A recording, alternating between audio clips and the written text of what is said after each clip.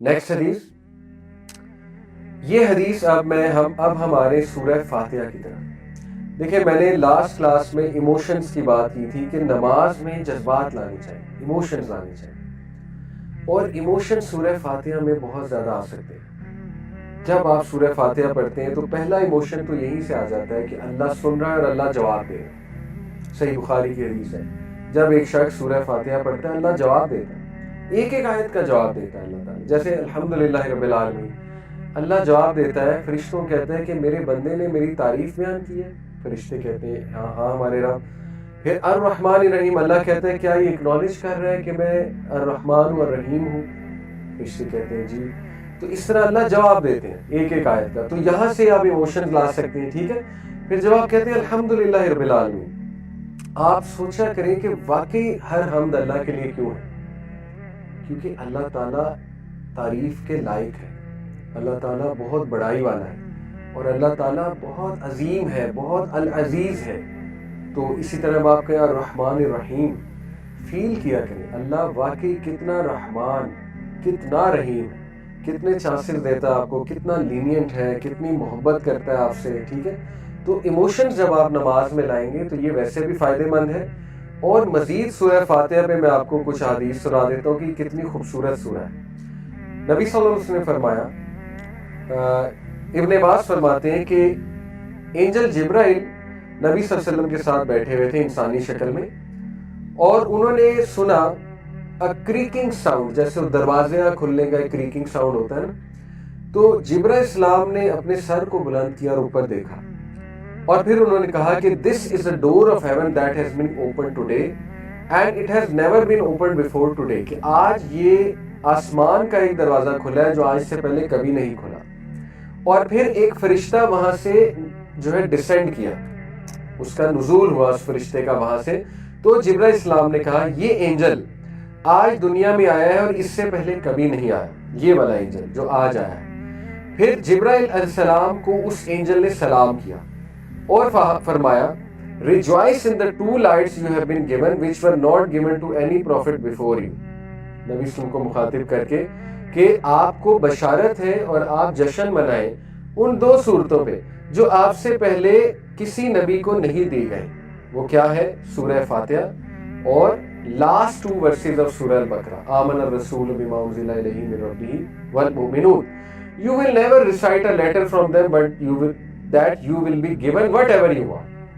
اس فرشتے نے بشارت دی اوپر سے آ کے کہ تم نہیں پڑھو گے یہ 2 آیات اور یہ 2 سورج جو ہے سورہ فاتحہ اور سورہ البقرہ کی آخری دعا، لیکن تمہیں دیا جائے گا جو تم چاہتے ہو. ایسا ہی ہے. اب آپ دیکھیں سورہ فاتحہ کا ترجمہ مائنڈ میں لائیں. سورہ فاتحہ قرآن کا خلاصہ ہے. سورہ فاتحہ دعاؤں کی ماں ہے، کتاب ام الکتاب بھی کہتے ہیں اسے، لیکن سورہ فاتحہ is the mother of all دعاز. If you think about it, کیسے؟ سب سے پہلے آپ اللہ کی حمد بیان کر رہے ہیں الحمدللہ رب العالمین، پھر آپ اللہ کو واسطہ دے رہے ہیں اس کے نام کا. یہ بیسٹ دعا ہوتی ہے، پہلے حمد بیان کی جائے پھر واسطہ دیا جائے اللہ کو. کس چیز کا واسطہ ہے؟ الرحمن الرحیم. پھر ایک اور واسطہ ہے مالک یوم الدین، ایکنالجمنٹ ہے کہ اللہ آپ ہی ہیں مالک یوم الدین کے. پھر کیا ہے؟ ایاک نعبد و ایاک نستعین، عاجزی کہ اللہ ہم آپ ہی کی عبادت کرتے ہیں، آپ ہی سے مدد مانگتے ہیں، اور کہاں جائیں، مطلب آپ ہی کا سہارا ہے ہمیں. ٹھیک ہے، یہ ہے بیسکلی یہ انکساری اور عاجزی. پھر آپ وہ چیز مانگتے ہیں جو دنیا کی بیسٹ چیز ہے، اہدنا الصراط المستقیم. اب سوچیں جب آپ یہ کہہ رہے ہیں نماز میں اہدنا الصراط المستقیم، تو یہ ساری باتیں لائے کریں.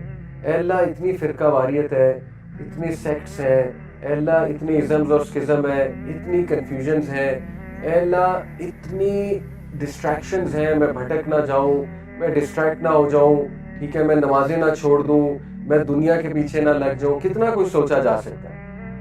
سب سوچیں لا کر آپ کہیں اہدنا الصراط المستقیم. ایک جملہ، اے اللہ سیدھی رستے پر چلانا، اسٹریٹ رستے پر مجھے چلانا. صراط الذین، یہ اس سے بھی اگلی آیا اس سے بھی خوبصورت ہے، صراط الذین انعمت علیہم، ان لوگوں کے رستے جن پر آپ نے اپنا انعام کیا.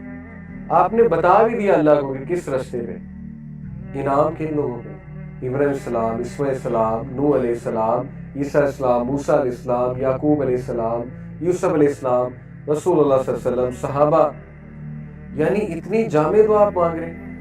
آپ سوچیں آپ مانگ کیا رہے ہیں اللہ سے کہ اللہ جو انعامات ان لوگوں پہ کیے تھے مجھ پر بھی فرما دے.